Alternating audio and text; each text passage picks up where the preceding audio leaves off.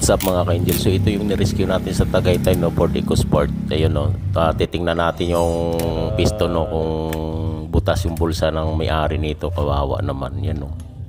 Mangyayari pagka hindi kayo nagsiship ng gear, low gear, high heel, downhill, pag hindi nag-ship ng gear, ito mangyayari yan, no. Barag yung piston, no. Basag yan. So basag ang piston, loss compression. So yan mangyayari yun, no? Gumasga sa dito, dumikit sa liner, oh. Buti hindi nabasag yung liner. So napirsa na to sa paakyat, ano. So ganyan mangyayari pag automatic transmission. Hindi kayo nagsiship ng gear sa low gear, na paakyat kayo, may karga, 1.0 lang yan. Kadalasan itong nangyayari sa mga Mirage.